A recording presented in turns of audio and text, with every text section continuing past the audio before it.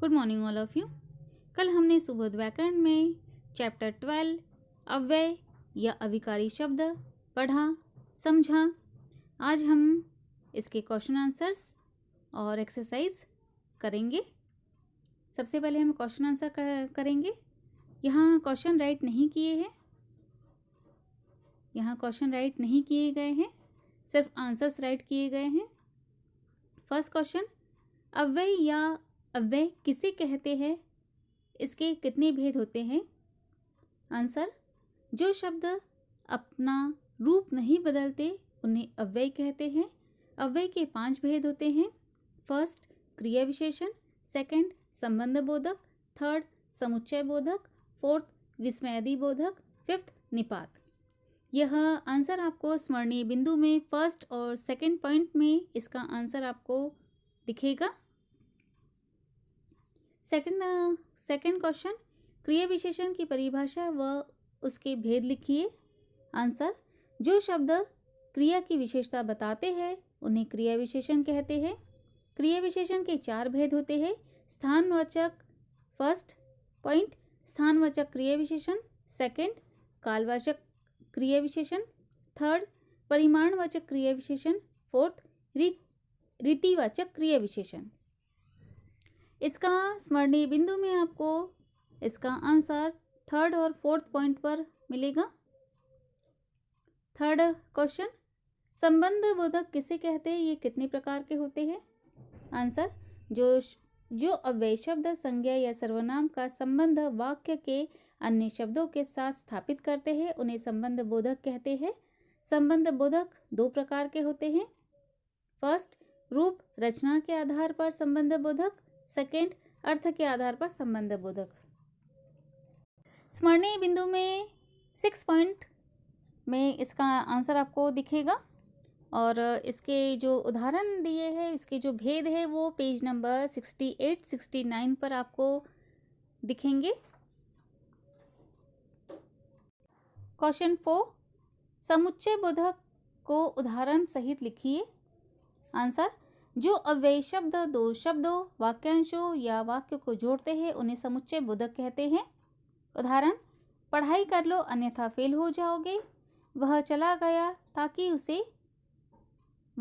गया क्योंकि उसे काम था। इसका आंसर आपको स्मरणीय बिंदु में 9 पॉइंट इसका आंसर है।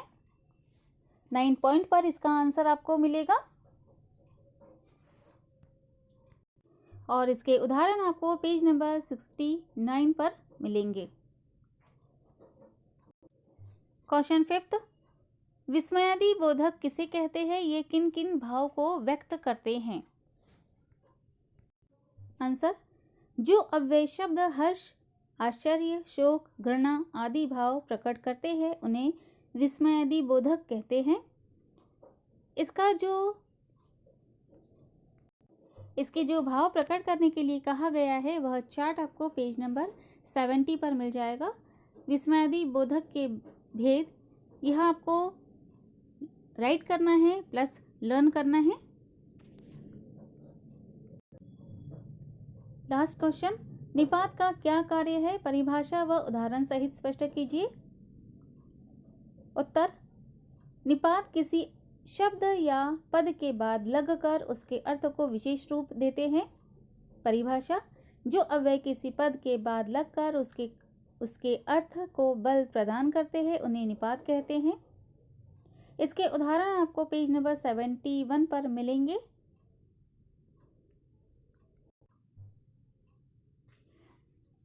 क्वेश्चन नंबर 2, सही एक्सरसाइज करेंगे अब हम। क्वेश्चन नंबर 2, सही कथन के सामने सही और गलत कथन के सामने गलत का चिन्ह लगाइए। फर्स्ट, संबंध बोधक को परसर्ग भी कहते हैं, सही। समुच्चय बोधक को योजक भी कहते हैं, सही। निपात के बाद विस्मयादि बोधक चिन्ह लगता है, गलत। विस्मयादि बोधक शब्द को विशेष बल प्रदान करते हैं, गलत।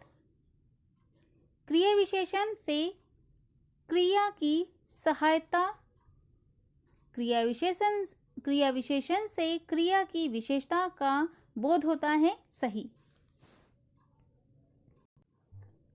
क्वेश्चन नंबर 3, निम्नलिखित वाक्यों में कोष्टक के अनुसार उचित शब्द भरिए। मेरे फिलप 2000 रुपये है, मेरे पास 2000 रुपये है। यहाँ संबंध बताना है तो वो बोल रहा है कि मेरे पास 2000 रुपये हैं। सेकंड, शाम ने बताया कल ऑफिस नहीं जाना है। समुच्चय बोधक में यहाँ आएगा कि। शाम ने बताया कि कल ऑफिस नहीं आ सकता। थर्ड, पुलिस ने बहुत प्रयास किया, फिलप हत्यारा पकड़ा नहीं जा सका। समुच्चय बोधक क्या यहाँ समुच्चय बोधक के साथ यहाँ वाक्य बनाना है तो वाक्य ऐसे होगा, पुलिस ने बहुत प्रयास किया लेकिन हत्यारा पकड़ा नहीं जा सका।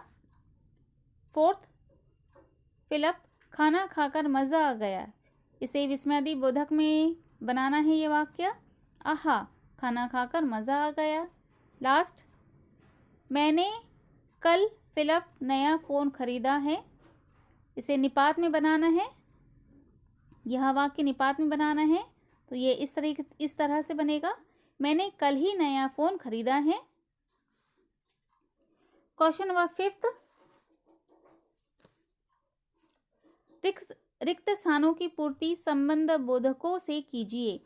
फर्स्ट, कमजोरी से वह चल नहीं पाया। यहाँ फिलप से है।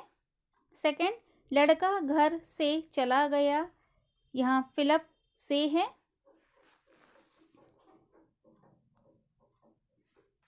थर्ड, मेरे घर एक विद्यालय है। यहाँ फिलप के पास आएगा। वाक्य ऐसे होगा, मेरे घर के पास एक विद्यालय है। फोर्थ, पैसे फिलप कुछ नहीं खरीद सकते। यहाँ आएगा के बिना खाली स्थान। वाक्य ऐसा होगा, पैसे के बिना कुछ नहीं खरीद सकते। लास्ट, सलमा रहीम साथ बाजार गई। यहाँ खाली स्थान आएगा के। वाक्य ऐसा होगा, सलमा रहीम के साथ बाजार गई। क्वेश्चन नंबर 5, उचित समुच्चय बोधकों से रिक्त स्थान भरिए। फर्स्ट, मैंने बहुत कोशिश की, फिलप वह नहीं मिल सका। यहाँ समुच्चय बोधक लेकिन आएगा, मैंने बहुत कोशिश की लेकिन वह नहीं मिल सका। सेकंड, मैं यहाँ इसलिए आया, फिलप आपने मुझे बुलाया था। यहाँ समुच्चय बोधक क्योंकि आएगा, मैं वाक्य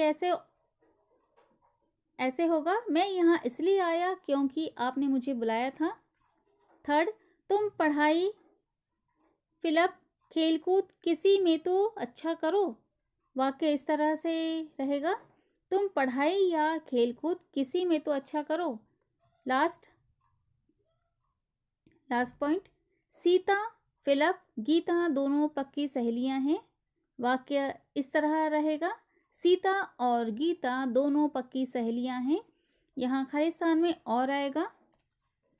क्वेश्चन नंबर 6, निम्नलिखित वाक्यों में आए रिक्त स्थानों को उचित विस्मयादि बोधक भरकर पूरा कीजिए। वाह, तुमने बहुत अच्छा खाना खाया। यह विस्मयादि बोधक वाह है। अरे, तुमने कमाल कर दिया। यहाँ विस्मयादि बोधक अरे है। काश मैं भी वहाँ चल सकता। यहाँ विस्मयादि बोधक काश है। अरे सुरेश, जरा बात तो सुनो। यहाँ अरे, यह विस्मयादि बोधक यहाँ अरे है। क्वेश्चन नंबर 7, निम्नलिखित वाक्यों में उचित निपात भरिए। वह आज आया था और कल भी अवश्य आएगा। यहाँ भी यह निपात है। सेकंड, अब कहने के लिए कुछ भी नहीं बचा है। यहाँ भी निपात है। थर्ड, मुझे भी आना पड़ा, तुम तो आए ही नहीं। यहाँ निपात तो है। लास्ट क्वेश्चन नंबर 8, सही विकल्प छांटिए। यहाँ सिर्फ आंसर ही बोला जाएगा। क्रिया विशेषण किसकी विशेषता बताते हैं? आंसर है क्रिया की। सेकंड, संबंध बोधक का दूसरा नाम क्या है? आंसर है परसर्ग। थर्ड, कौन से शब्द मन के विभिन्न भाव को प्रकट करते हैं? आंसर है विस्मयादि बोधक। यहाँ आपका चैप्टर 12 अव्यय या अविकारी शब्द कंप्लीट होता है।